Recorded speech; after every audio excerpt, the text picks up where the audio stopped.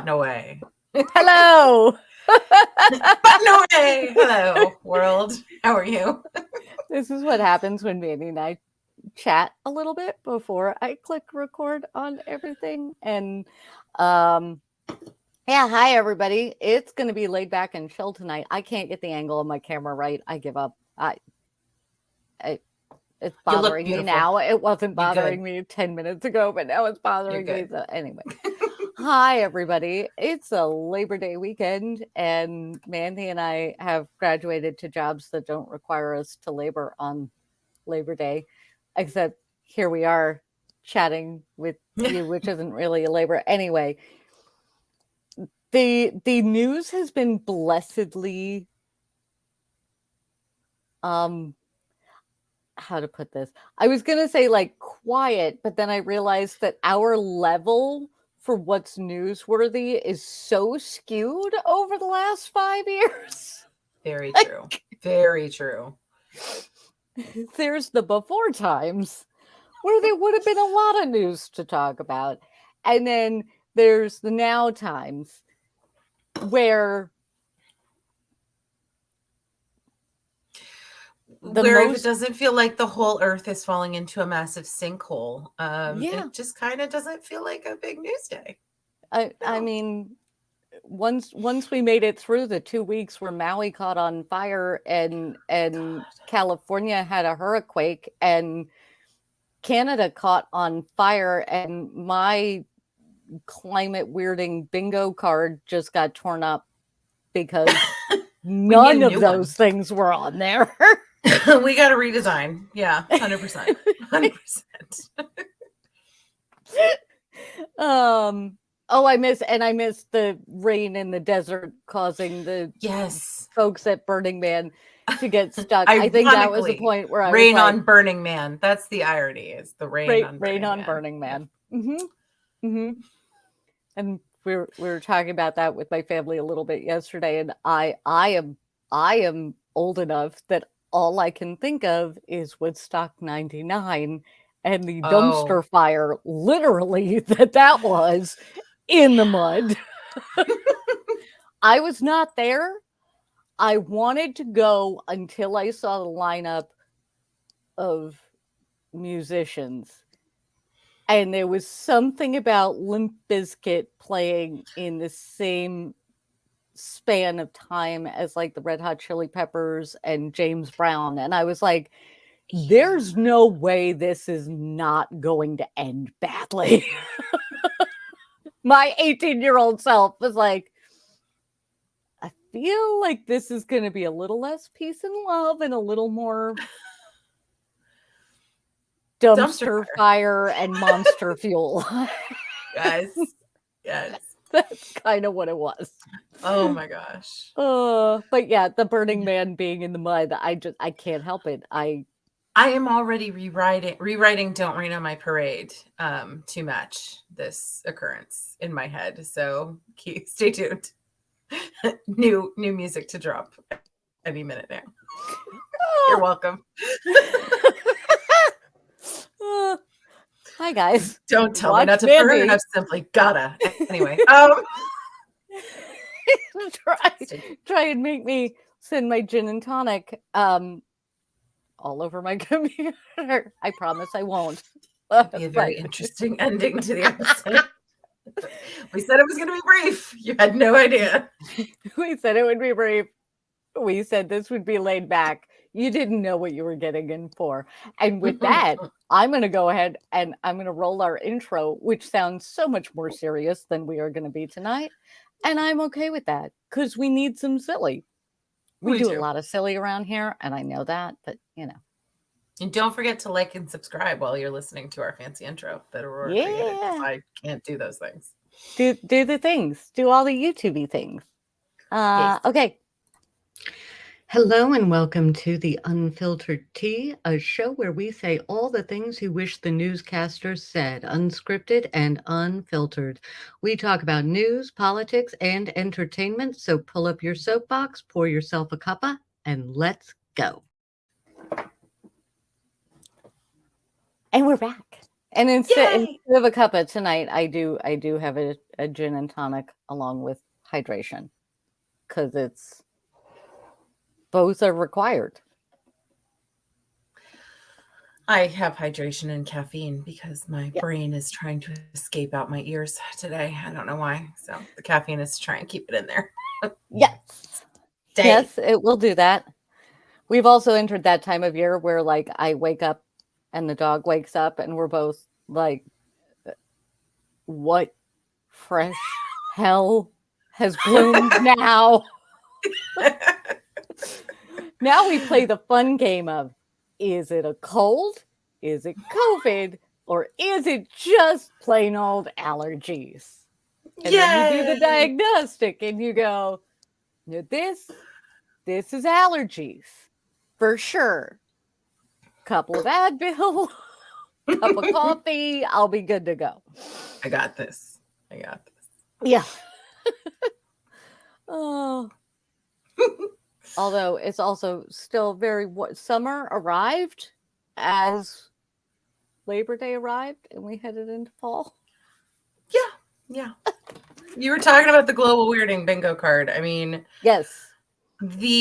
Maybe I just misremember, but the amount of like, this season is gone. Oh no, wait, it's bad. So we live in different climate zones, if you will. But where I live, is where I grew up, pretty close anyway. And it was very much like by Labor Day, you're starting to see that like summer is winding down. There might still be some hot days ahead, but not this year. We got a little tiny break from the 90s, meaning the temperature, not the decade. For like a weekend now, we're back to, it's for the foreseeable future, it's going to be drought conditions and feel like it's at least 100 degrees every day. Yay! I would send you some of our rain. See, usually up here, we do not have seasons like spring. Spring is not a season that we have in Maine. We have winter. We have less winter. We have mud. Yes. We have winter coming back in for a last laugh, then mud again. And then somewhere between May and June, somebody remembers to hit the summer switch. And then we're just in summer. And summer up here is typically beautiful because I live in southern Maine. It's right on the water. We get the ocean breezes. It's pretty awesome. I'm not going to lie. There is a reason that we are called Vacation Land and why everybody comes here when they leave their own state. Because even when it's hot, it's not that hot until this year. And this year we've had two modes. The gates of hell or rain, like monsoon level, rainforest level rain, which is great. We fixed the drought, I think, maybe at this point, kind of, but also I'm so tired of rain. Yeah. I want to send it to all of the places that do not have it this year that need it.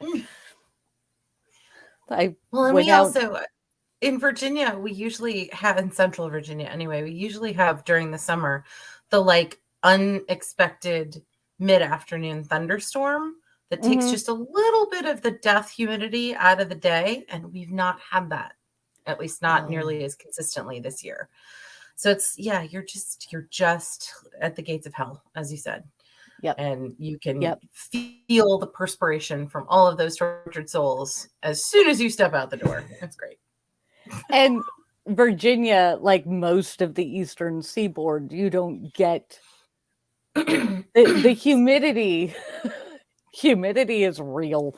For those of you who do not live in humid areas, humidity is cruel. Yes. It just kind of, it makes everything sticky. It feels like the heat is actually attacking you. Like you're not just in the heat. It's like it's coming for you. That's the upside is if there is the tiniest bit of a breeze, it feels like this wonderful respite. because everything about you is damp, and as is everything about the world around you. So the breeze has a much bigger impact, because having spent some time in drier but hot climates, like that's the difference, is in a drier climate, the breeze is like, okay, well, thank you, but it's not quite that same relief. So you do get that one benefit, but oh my gosh, on a still day, it's really that was the other thing on the global weirding bingo card. Florida had ocean temperatures close to hot tub level. Yes. I think their ocean temperature reached over 100 degrees at one point. And I was like, that's just rude. If you can't even go in. Now, granted, I live in a place where, fun fact, schooly time. So the Gulf Stream avoids a large section of the Maine coast. It ends up, I would need somebody to tell me exactly how the pathway goes, because I don't remember. And my dad thinks it's one way and I think it's a different way. And neither one of us are even remotely qualified to know. So if you know, please let me know which way it goes. But anyway, I know like Prince Edward Island and stuff like that gets enveloped in the Gulf Stream, and the UK gets enveloped in the Gulf Stream. But Maine doesn't. Maine misses that boat entirely. Rhode Island still gets Gulf Stream. You can swim in the ocean in Rhode Island and not want to, die. But in Maine, we don't have that. So while we have an inordinate amount of marine life and microscopic marine life and all of that, and that's really cool, the water is, pardon my language, fucking freezing all of the time. Indeed. And like my cousin and I were comparing average summer temperatures between where she was in Alaska and Maine, and they're about the same.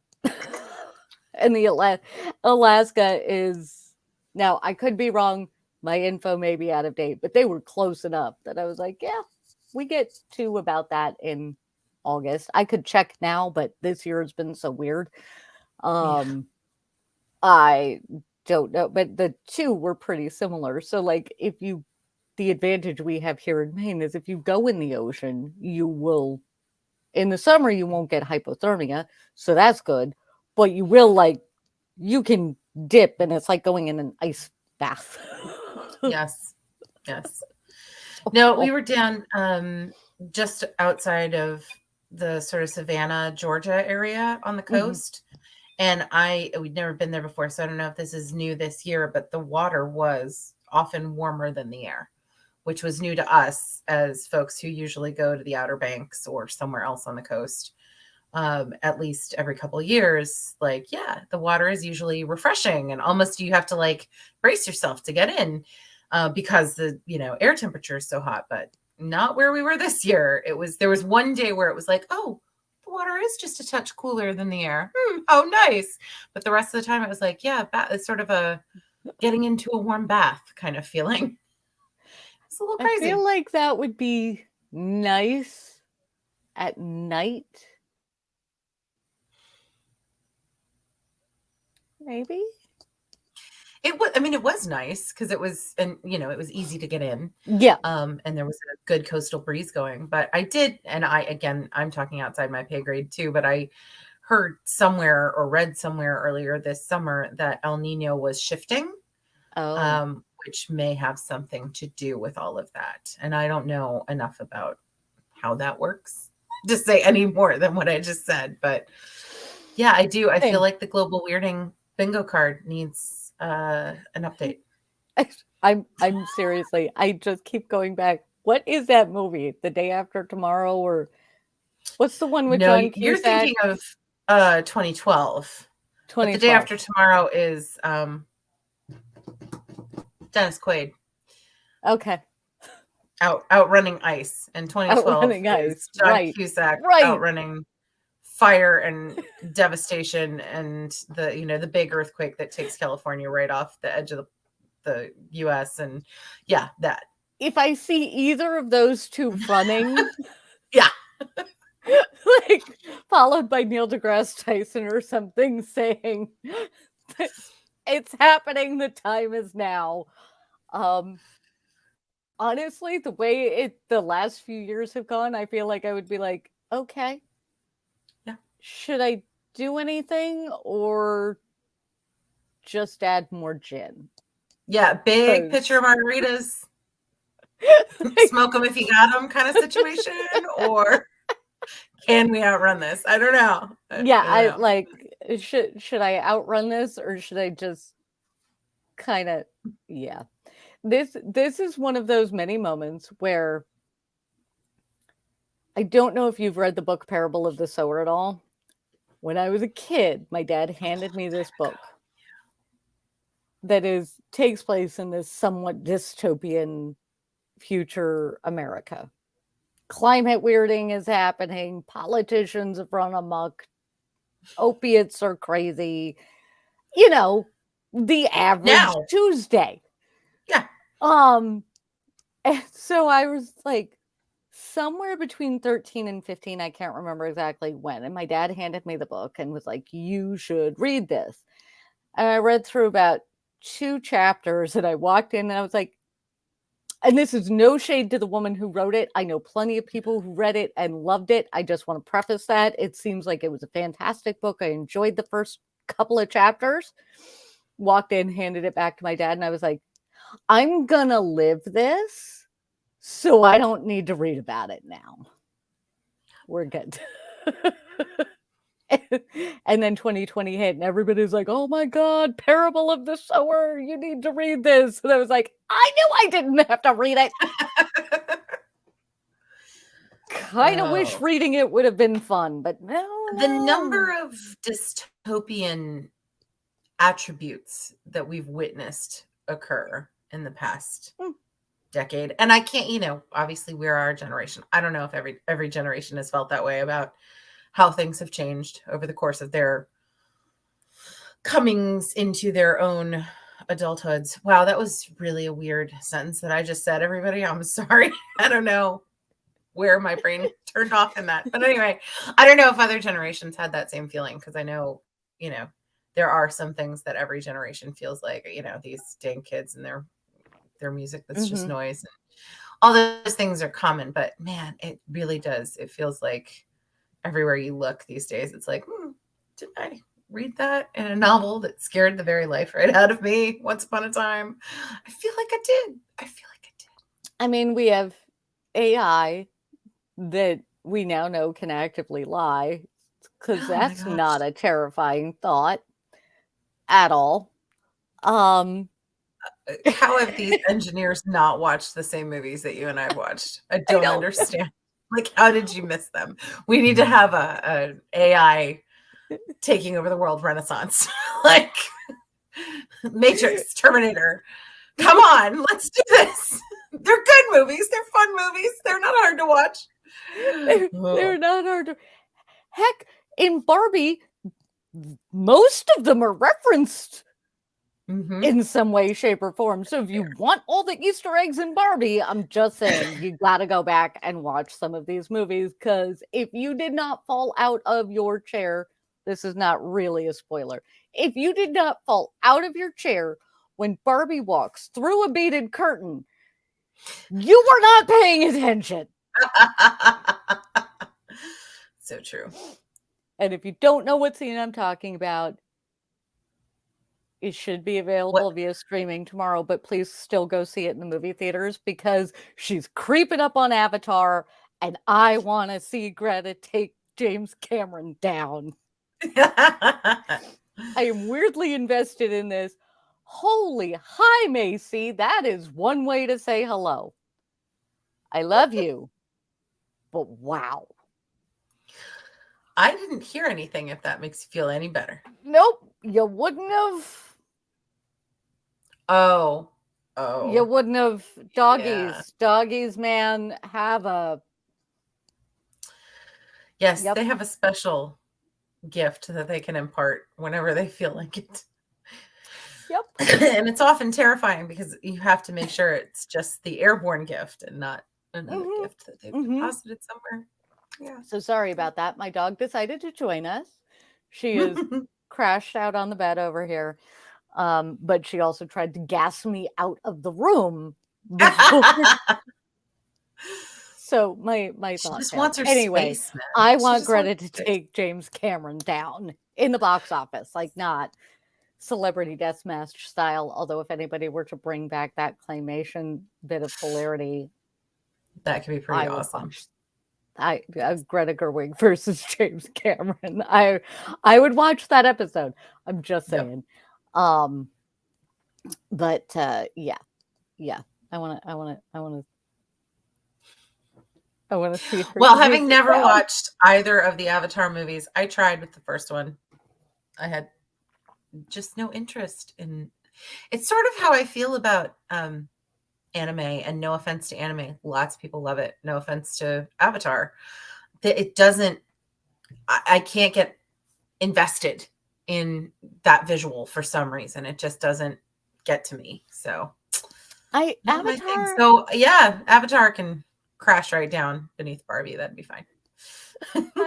I enjoyed Avatar, the first one. I haven't seen the second one because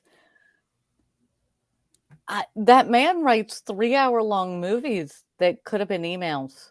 And I mean, that's just my opinion. That is the best description I've heard. That is the best description I've heard. I saw Titanic. I don't know. I was a 16-year-old girl, 15, 16-year-old girl when Titanic came out.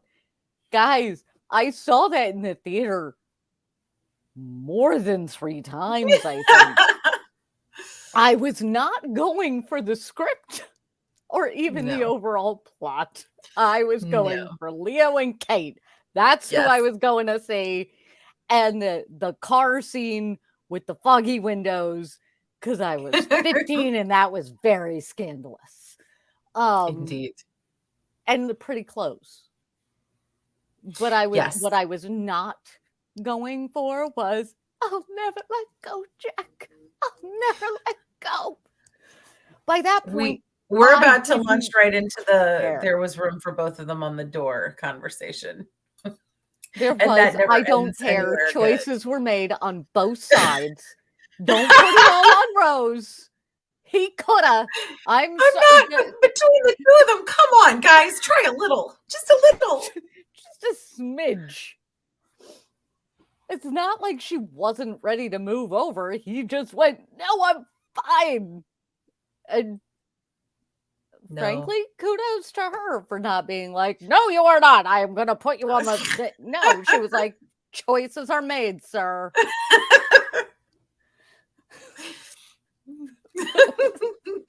The internet is so going to come for me on this opinion. A little bit. But I'll enjoy watching. It'll be fun. Oh. What I did not expect this conversation to turn into, arguing whether or not Jack and Rose could do it, and I did not realize I had such strong feelings on the subject. I had no idea. I feel like I don't know how you've kept that from me this long. That's crazy. Because I didn't care enough about Jack or Rose. That's fair. That's fair. It's such an odd form of chivalry too, if that's what you want to call that. It's such an odd, like, no, honey, I'll die in this freezing cold ocean rather than inconvenience you. Like, what? Yes. What? Like, what in the 1912 is happening here?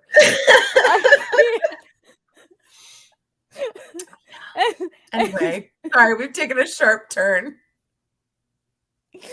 And but that's the stuff that James Cameron writes, is that things that lead to a 20-some-odd year, more than that, but I'm not going farther than 20 and some odd. Your argument over whether or not Jack could have gotten his frozen ass up on that door and lived or not. And then you get Avatar, which was another 3 hours of the same thing. Situations were different, visuals were different, and instead of "I'll never let go, Jack," we got "I see you," which is not, by the way, James, sir, any better. Sorry. You're The good. linguistics, cool. All this stuff not involving the plot or the script in his movies, I'm here for. I'm very fascinated with. I want more of that. Can we not let him? Can the Writers Guild kick him out? I don't know. It's just not his forte. Like, I got on a very big soapbox. I'm sorry. Mandy, find the road again. Find the road again. No, I'm not sure I can, because all I can think of is George Lucas and the Star Wars franchise, and how when the prequels came out, everybody was so angry. Like, the writing was so bad. And guys, the writing has always been bad. You just, for the original 3, had an amazing cast that made it freaking work. Yeah. That was it. That was the whole deal. And then with the prequels, like, some of the cast made it work and some of the cast didn't. And I am not going to name names. It's not going to happen. Y'all make your own choices about who you think made it work and who didn't. But there were definitely, and like, yeah, anyway. So George Lucas for me is on the same island as James Cameron when it comes to that. Because, yeah, people were outraged. Because I was right at the right age when they re-released the original 3. And then when the prequels, the episodes 1, 2, and 3 came out, for people to, I mean, that was like really important to my age group when those came out, and people were livid, and everybody kept saying like the writing was so bad, and I kept going like, I beg you, go watch the originals again. The script is terrible. It's all about the acting and the shiny things. That's what those movies are about. Enjoy. Anyway. I got into such an argument with somebody about the prequels because they said something and I was like, I'm sorry. Did you miss, I don't know, all of Jabba the Hutt and Princess Leia? Yes. Like, all of it? Same. We're not in a different universe. Things are not different. Or Indiana Jones and the Crystal Skull, which I loved because it's good old Indy being good old Indy with a ridiculous plot, as always. And people were like, that would never happen in Indiana Jones and this. And I was like, have you, again, Temple of Doom? Like it. Thank you. I mean, that was the biggest example of it, but it's not like we were in like reality land with any of the first 3. Like Raiders of the Lost Ark? Yeah, so we found these people. We're just going to tie them to this stick while we open the... No, that's not real. No, none of it's real. It's... I just... Where the big love scene happens, during a water... Like when they're escaping through a waterfall or something like that. And they're like, guys, are we surprised at any of what brought to us in Crystal Skulls? The best. Kate Blanchett played it perfectly. She was just a perfect villain. Again, if you go back and look at the earlier villains, she was right on script. She was doing it beautifully. Right on. Perfect. And I love those. I think we need, for all of the blockbusters and stuff like, and I love the Avengers and things like that, but like, I'm pro silliness. Like, I don't think we needed 6 Pirates of the Caribbean movies. No, agreed. But first 3 were so story-wise, were so well wrapped. That should have been it. Yeah, because they really were. Might have still been in love with Johnny Depp at the time and watched them too many times, but the storyline really held up for those first 3. It was a really good little canon, and then it's just no, I don't even just keep going. I can't watch the 4th one, and I don't know that I've seen any beyond that. I don't know. I saw the 4th one in the theater because I was ready for more Johnny Depp, and then I didn't like it, and that was, and obviously that should be the standard for all of you who are watching this right now, is whether or not I liked it. Just personally, my take was I did not like it. So that was it. Yeah, didn't need that many. We didn't need so many movies that we've gotten 97 sequels of. Like, Oh yeah. Transformers movies. I know there's an audience for it, but like, it's too many. We are definitely hitting the too many mark. I mean, I feel that I'm anything comics I feel a little differently about, only because it's comics. If you're doing movies on comics, you have easily hundreds upon hundreds upon hundreds of storylines that you can pull from. So that's why I'm not like, yeah, Marvel needs to stop, because hundreds upon hundreds upon hundreds of storylines, like, find your storyline. I'll keep going to see Marvel, maybe not always in the movie theater, but I'll keep going to see Marvel. It's kind of nice that if there is a storyline that you don't love that Marvel's doing, like, they're not just doing that one. They're doing all of these different threads. So even if there's something that comes out and you're like, not for me, well, the next thing might be. So it's a little bit different, as opposed to the other franchises we're talking about, where, like, if you're just done with Pirates or Transformers or whatever, like, Fast and the you're Furious, not going to sign up the next time one comes out. That's not going to happen. We don't turn it into a TV series or stop. Yeah, I'm happy with turning. Uh-oh. Is there a winged demon in your house? Yes, there is a winged demon in my house. I love you, but you have a cat face right now. Like, you literally, the way you just responded to that was so cat-like. You're just mid-sentence. Oh, that was great. So when you said that you and I had David Tennant, Michael Sheehan energy, I'm sorry, audience, you did not expect that you would be getting that times 10. I think we've been holding back the goofy for far too long. So a little goofiness is permitted. We've been trying to be somewhat serious and cover some serious things, and we've done an excellent job with that. But you know what? Every once in a while, everybody just needs to come with us down our weird brain rabbit hole. Indeed. Well, we have lots of talks about the merits of Avatar and sequels and things. I mean, and some of what's been happening, like Indiana Jones, Beetlejuice was before the writer's strike, filming Beetlejuice 2 35 years after the original. Like, I'm here for it. I am the person, like, I am the queen demographic for who's going to go see these movies. The new Ghostbusters, I was all about that. You know, I do. Yep. There is, though, with some of those types of things where you're coming back such a long time after the originals.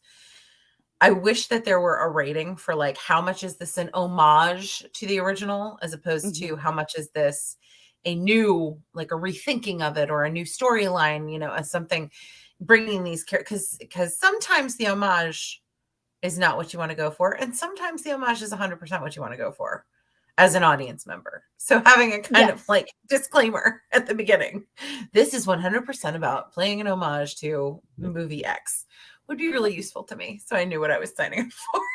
Or, like, if you were this fan and in this age group, this is aimed at you. Like Beetlejuice 2, okay? We have Winona Ryder back playing herself. We have Michael Keaton back playing Beetlejuice again. We have Jenna Ortega playing Lydia's daughter. That's it. That's all I need to know. I'm there. I'm in. Yep. Sold. Whatever is happening is probably going to be worth the ticket price. Yes. I want to know if Gina Davis is still involved. Could not care if Alec Baldwin is back involved again. But I feel like they can't just have the ghost disappear. So I have questions. I mean, there are ways to do it. I'm sure there are many creative ways to navigate those potential pitfalls. I would also love, there are a number of folks that I would not mind seeing return to do a second Beetlejuice movie. I mean, you have Winona Ryder and Michael Keaton. I Those are love key Gina ones. Davis. I love Alec Baldwin in the original movie. Yes. Again, Yes. in the folks who have become problematic, they couldn't. Also, they would have to look the same. And let's be real. That's very true.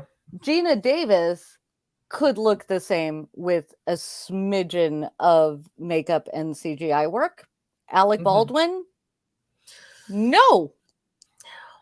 They would have to come up with a reason for why he looks very different than he did 30 years ago. And you can't be like, he aged like a human, because he's not. So. Oh, there was just a big crash out there. I will be right back. You continue on. I should not. Okay. Yeah, so with Beetlejuice, Beetlejuice is one that had me at Jenna Ortega playing Winona Ryder's daughter, and Michael Keaton is back, and from there on, I don't need to. Sorry, we have dog things. Mandy's checking on something. I've got a dog thing happening here. Hi. Hey, Macy, you want to come say hi to the people? I'm recording our show. You want to come say hi? You want to come say hi to YouTube? Hey, baby. Come on up. Come say hi to YouTube. She is not aiming to come up and say hello to everybody. Which is too bad, because I would like her to say hi to everybody. Are you okay, honey? You're a little warm, aren't you? You're a little warm. You're waggling, though. I know. Hi, internet. You did not expect to see me having an entire conversation with my dog, but that just happened. Yes. So here's what we are going to do, folks. Mandy and I think, are probably going to, I don't know what the next step on this is.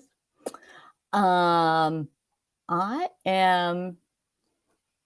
have to deal with the doggy thing, and rather than having the internet look at both of us, I am going to do the happy little thing. So we will be back in a second. So you'll see a weird little thing. I'd edit this out, but it's frankly more fun to leave it. So it's going to look a little weird for a second. I'm going to swoop and do the thing, and then, yeah, that way I'll just know.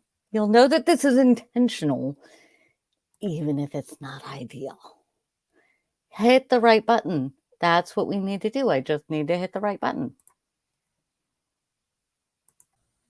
Okay, Mandy returned. I took care of the dog on our end. There was things that happened behind the scenes that you do not have to know about, because a magic pause button has appeared. It was animal time. Animal time. And we're going to wrap up soon anyway. And we hope you all had a good giggle with us. And while we did that, and in between, Mandy, I went on and I looked up at IMDb, and I looked to see who else is going to be in Beetlejuice too. Say Catherine O'Hara. Say Catherine O'Hara. So, yes, Catherine O'Hara, yes. Willem Dafoe is also listed, and I can't even think of what this was like. Yes, I'm there. Monica Bellucci. I don't think I said her name right. Anyway, she plays the sister, I think, in Mafia Mama, which is fantastic movie. Highly recommend. Super funny. One of my comfort movies at this point, which fits actually with practical magic and some of the others. So, Yeah, I think that makes sense. And Catherine O'Hara. Yes. and then Yay! other people that I love either her. don't know enough about or, nothing. But anyway, well, I'm here. I'm here Catherine for this. O'Hara, Winona Ryder together again as mother and daughter, and throwing Jenna Ortega into the mix. Like the fact that Monica Bellucci is playing Beetlejuice's wife. Yes. Okay, I'm in. Like, Yep. I'm in. That is going to. Don't let me down. Creators, don't let me down, because you have perfection at your fingertips as far as your cast. Indeed. Don't let me Indeed. down. So, okay. Yeah, we did that. I'm not. Should I swoop? Yes, I think we should swoop. I think what we're moving into is current TV, including Good Omens. Yes. And there may be spoilers involved. So for those who have not finished Good Omens 2, either prepare to be spoiled or cover your ears or come back after you finished it. Strong. If you have watched Good Omens to this point, I fully expect you to be catching up and finishing Good Omens 2 by the time the bumper ends, by the time the swoop is over. You should just turn us off, go watch that, then come back. Spoilers are about to happen. I will mark it. This won't air tonight then, because I'm not going to timestamp tonight because I'm lazy and it's almost 9 o'clock. It's so late. It's late. On a school night, as they say. It is a school night, so I will timestamp it another time. So this will be a little edit, but anyway, I'm gonna swoop. If you haven't finished Good Omens 2, off with you, off. Oh yes, and I did, as promised, wear the shirt that was inspo for the nails. Ah, yes. As So promised. pretty. I love it.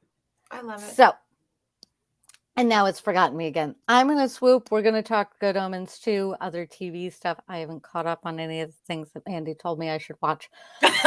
That's okay. And then we're going to say, have a great rest of your weekend and a good week. And then we'll be done for this week. Okay, swooping. I'm sorry, I live on like 1.5 speed, it seems like sometimes. And that becomes, although I did notice that last week, yeah, I'm trying to get it to find me again. I noticed last week I listened to us at 2.2x speed, and it sounded normal. Were we just that slow last week? We were that slow. I was that slow. I was like, how?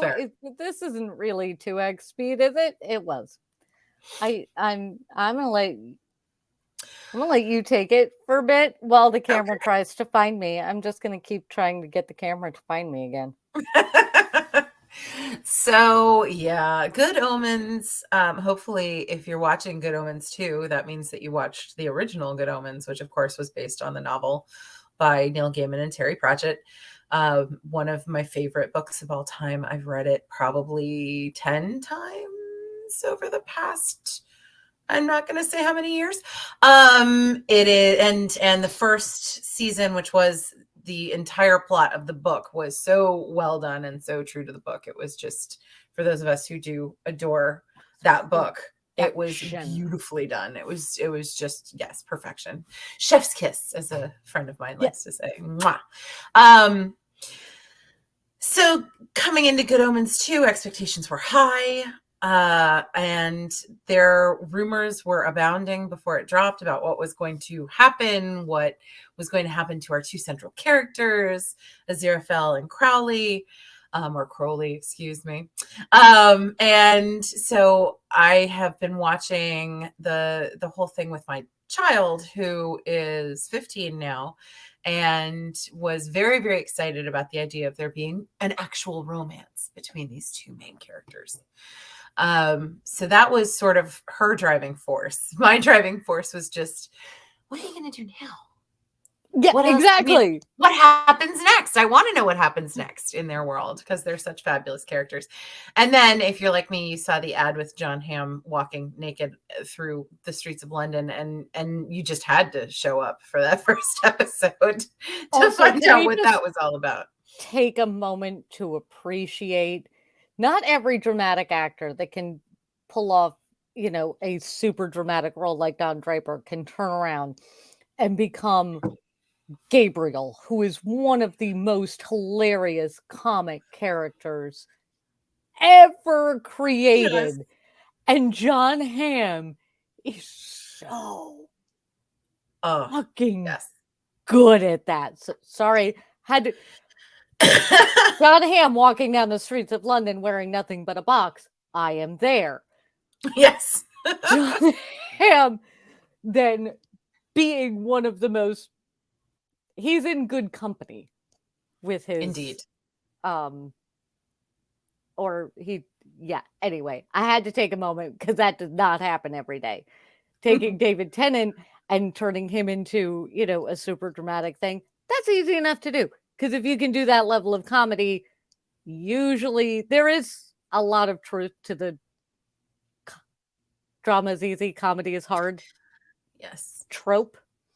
So sorry, had to interject with the. No, there is. I that trope is so true, and it's why I appreciate great comic actors in a way that, of course, someone who makes me cry in a drama, like kudos to you, or someone who lives an intense drama as an actor, well done. But I think it's the fact that in comedy, making the stakes high enough to make the situation true and real for your characters so that the comedy isn't just slapstick, or it's actually like because you're rooting for this person in this ridiculous situation to get what they need. And usually they're being thwarted at most turns or running into ridiculous obstacles.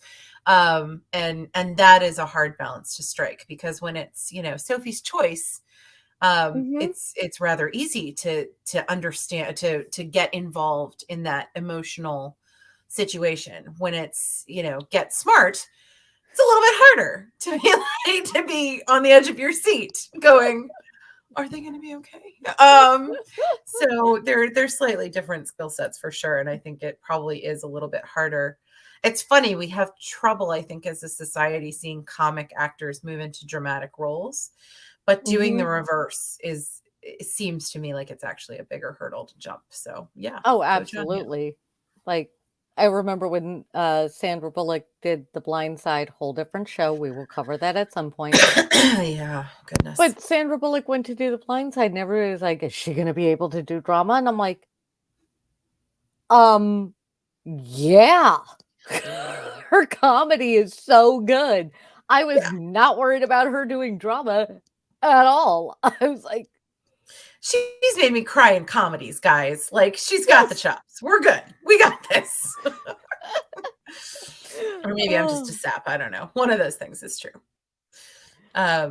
Yeah. And so one of the things that was very cool to me about Good Omens 2 is that they reused some of the actors whose characters were not in the second season, which I wonder how people in general feel about that, because somebody was like, why do they do that? It's really confusing. And I love it, especially, most of the time their characters are different enough that it's easy to see, like, this is not a continuation of Sister Mary Loquacious. This is an entirely different human. Thank you. Yeah. I spent the entire Good Omens 2 going, I know they were in the first one, but not as these people. And now I can't place them. And I am spending too much time focused on that. And I missed the last 5 minutes rewind. Yes. I did. I spent a long time at the beginning going, where do I know her from? I knew Miranda Richardson right away. I was like, yep, I got that. I know exactly who you are and who you were, and that you're not playing that character anymore. But it took me a hot minute with, oh my gosh, what is her character's name in the second? The shopkeeper, the coffee shop owner, whose name is escaping me right now. But it took me a really long time to be like, where I know you from is this show. the first season of this show as a different. Okay, now it all makes sense. Yes. See, I was able to quiet my brain because she's also in Love Actually. Yes, she is. So I was able to like put the Love Actually thing in and go, you're not wrong. Like she's also in the first one, but just don't think about it too much. Welcome to how brains work in a very weird way, because I'm sure some of you people are like my mother and go, oh, they were in the first one? Yeah. Cool. That's fun. I missed it. And people like me are like, you had 2 lines in episode 3, or was it 4? And I need to find it. And we're a similar kind of geek. Like I need to know because it just makes my little inner geek feel like fulfilled that I've figured out that connection. Yeah. Yes. Yeah. And then I need to tell everyone else who will listen. I'm sorry. Tell my family and friends. It's the movie game. It's playing that 6 degrees of separation all of the time. Watching a movie with me, Mandy and I can watch movies together because we both do this. The number of times that we will put a movie on pause and get IMDb up, which, by the way, we have many years of our friendship where IMDb was not available and not a thing, nor did we have a computer in our pocket. So no. Even like we predate Google. We predate Google. Yeah. So yeah. Do we really predate Google? We do. I do. We do. I know I got a few years on you, but I'm pretty sure that means you do too. Oh, I mean, I definitely like me as me. You mean our friendship? I mean our friendship. I was like, are we like? So we at least predate Google in the form. Yeah, we at least predate Google in the form it's in now, where there is enough information on the internet that you actually succeed in most of your searches. Because Ask Jeeves and the original Google, if it was on the internet, great.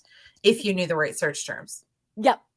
Mm-hmm. Now it's much more the online encyclopedia of the world, which it was not when it first rolled out. So there might have been a Google at the time that you and I met, but it wasn't what it is now. And we didn't carry it around in our pockets, like you said.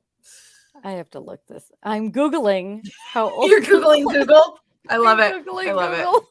It's the best. That's the best. Yeah. I like it. Well, I'll keep babbling along about Yes, we keep babbling. I'm looking. The other problem I have with Good Omens is I keep calling it American Gods.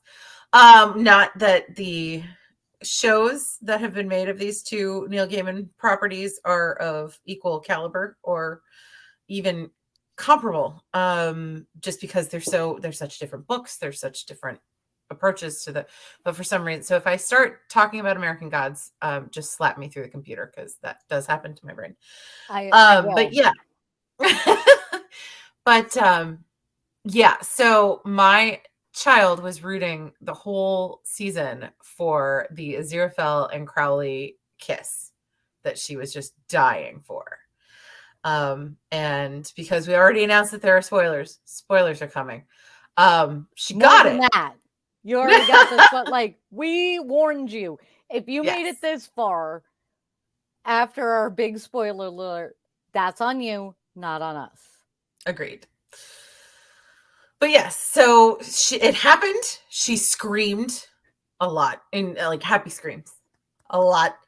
And then as we worked through the final moments of that relationship for this season, she is very angry. Very angry. I'm only laughing. She's not alone. She is not alone. I no doubt not join there are her others there. who feel the same way. But yeah. Well, and you and I talked about this a bit last week, not on camera. But I actually have for most of the second season really enjoyed the fact that the relationship between the 2 characters isn't defined.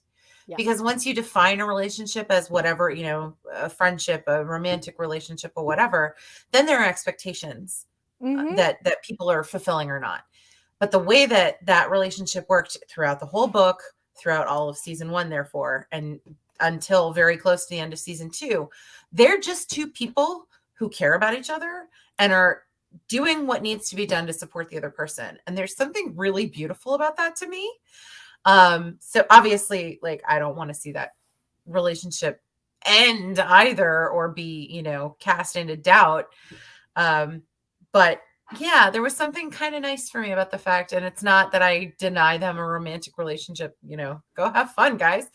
But I like, there was something really beautiful to me about the fact that it was just, you know, not because they have to, not because it's required of them, because they are this to each other, but just, what's the line that Aziraphale says at some point? So, you know, it makes him happy to save me, or something like that. Yeah. Like that, feeling that way about another person is kind of amazing. So yeah, I really enjoyed that about it. They had That this brought me a lot of smiles. wonderful, happy marriage, really, for Yes. thousands of years, which was quite Partnership. lovely. It was a partnership. It was for a thousands true of years. partnership. Yeah. Yeah. And I see, it's funny because I have a lot of friends who are huge these are the type of people that, like, truly Douglas Adams would have driven them completely insane. These are the people that Douglas Adams just wrote things to annoy for so long, because they get very, like, locked into canon, right?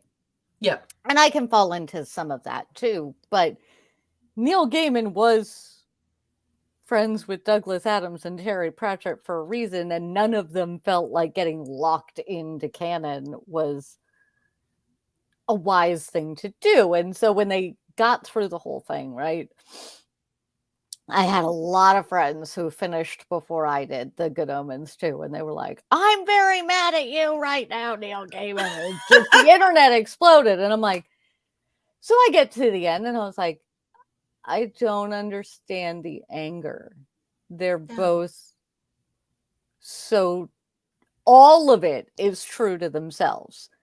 How they recognize what they mean to each other, what the opportunities are, what they have to, like, if you've been paying attention to the book and their relationship and all, like, it, I always appreciate when writers and creators stay true to the characters they've created, like the core of the characters they've created. I will use an example of how of the opposite of what Neil Gaiman does, right? So the opposite of Good Omens 2, the antithesis. So Good Omens 2 for me was absolutely perfect. I have questions. I want more. I appreciate that Neil Gaiman tweeted and threaded, or whatever we're calling these things these days. He was like, look, if Amazon does not give us a season 3, I'll write the book. Which leaves me in two modes, because one, I want a season 3 because I want to see David Tennant, Michael Sheen do all of their things. But also book, TV show, book. Pretty cool. Yeah. I like the bookend version. Like, it's bookends of books, and but it, like, the way not to do this, the way to do this really badly, Divergent, or whatever that Divergent insert, whatever that. Yeah, it was the Divergent series. Yeah. Travesty was. It's like the exact opposite of that. Where the author built a character and then threw it in the trash. Yes. And I spent the next 900 pages trying to resurrect the character from the trash. And Good Omens, he's like, these are the characters. This is the only, to me, it's the only logical way to end the series. Well, and nobody got what they wanted, in fairness. nobody got what they wanted. So I know that my household, and it doesn't include me, is very much the like, mad at a Aziraphale. And I'm like, but what, just as what Crowley thought he was offering was the perfect thing, what Aziraphale thought he was offering was the perfect thing. So they both got rejected and walked away from each other. This was not a one person offers and the other one says, no, fuck off. Sorry for the language. But no, it was not. It was very much a mutual, like, but this is perfect. Why don't you want this? Yeah. But this is perfect. Why don't you want this? Well, I don't. Well, neither do I. And there's so much room for story in that. There is. Like, there's so much room for story in that. I am not angry at Neil Gaiman or the writers on this one. I would love a season 3. Yes.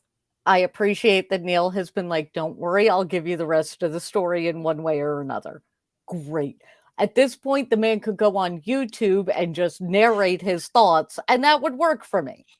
Oh my gosh, yes. In fact, I would actually like that better, because otherwise I have to wait for the Audible version that he narrates, because I cannot listen to anyone else read his work. True. Including my own brain. Like, I can't. I need the Neil Gaiman voice. So let this be our motion for Neil Gaiman to bridge the gap. Yes. And do YouTube brainstorming for Good Omens 3. Yes. I love it. Prior to writing the book, so that we can get the and then we can have the magic of the book when the book comes out. Or better yet, I just don't trust Amazon, because everybody with the strike seems just hell-bent on keeping creation stifled, because money. But anyway, all of these are me not planning on season 3, which is obviously what we want. Yes, that is what we want. Manifest. We want to manifest. First, manifest a good resolution to the writer's strike. That's more important. That would be nice. Because if independent studios, or studios that are more independent or have a more independent focus, can meet the demands. Disney, Warner Brothers, all y'all can meet the demands. You're not hurting, Warner Brothers. I mean, you've made some spectacularly bad choices, and I'm not sorry that The Flash has done rather well. The Flash has done about as well as I expected The Flash to do. Yes.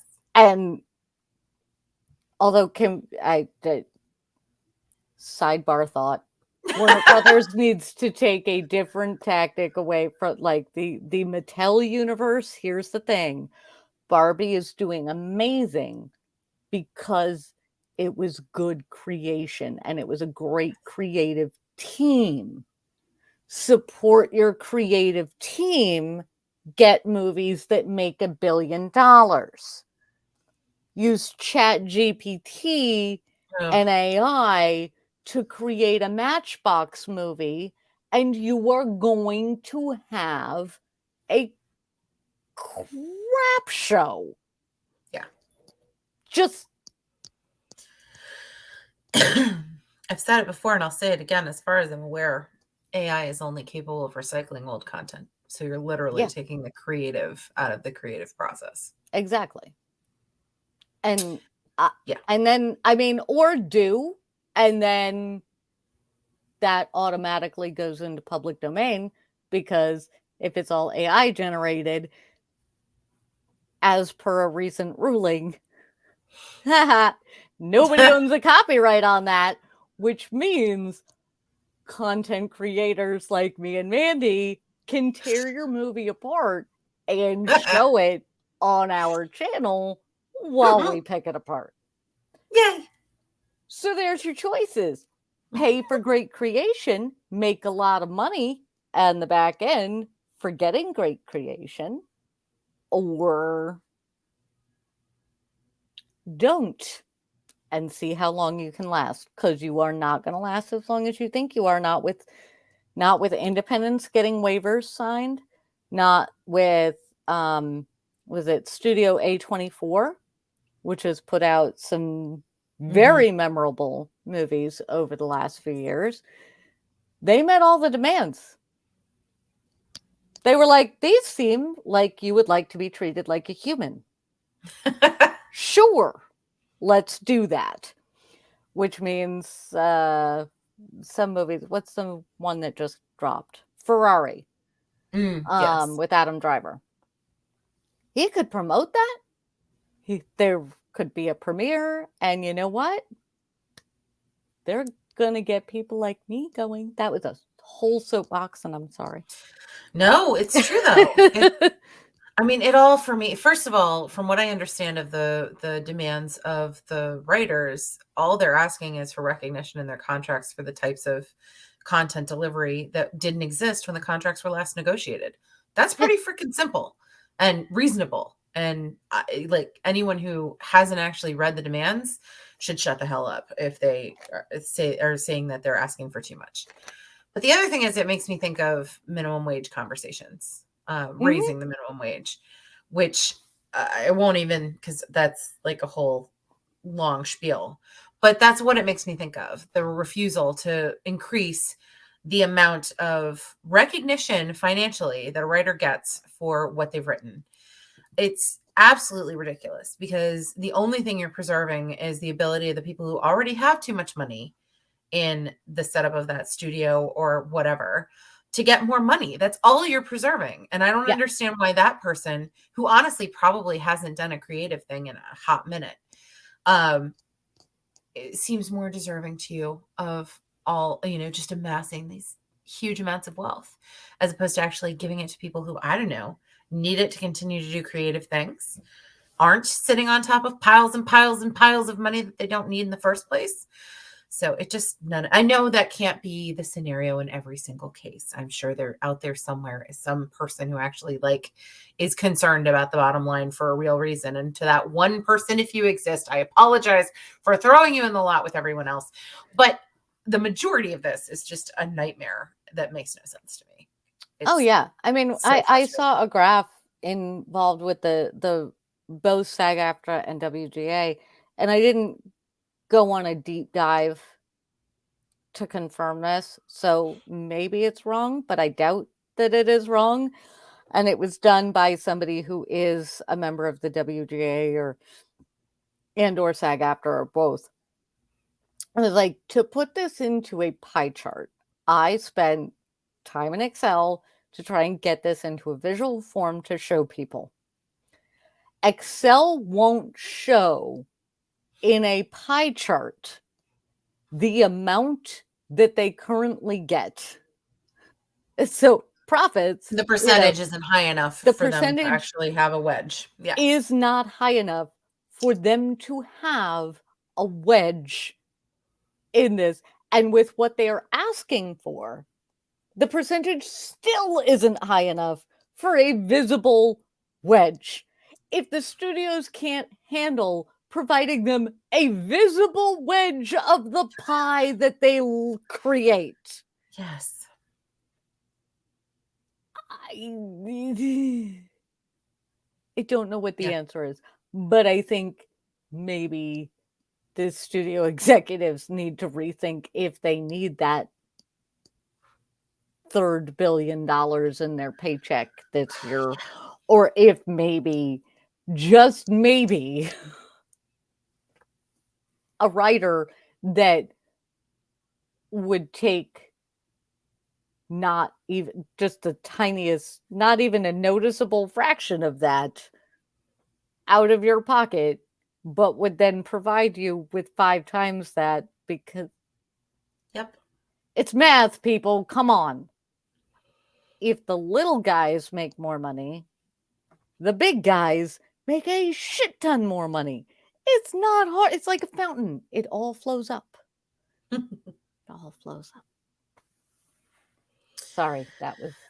No, that was. I think we will end. We will. I think that's a good place to end. Here. Yes. Aziraphale and Crowley, we have questions. We want the answers. The studio executives involved in the AM, there are too many consonants in that acronym. I can say WAG or WGA, and I really want the Writers Guild to be WAG because it makes me happy. Because writers make me happy. But SAG-AFTRA, I can say that. IATSE, I can say. The AMTP people. Give me an acronym that I can make a word out of, please. Because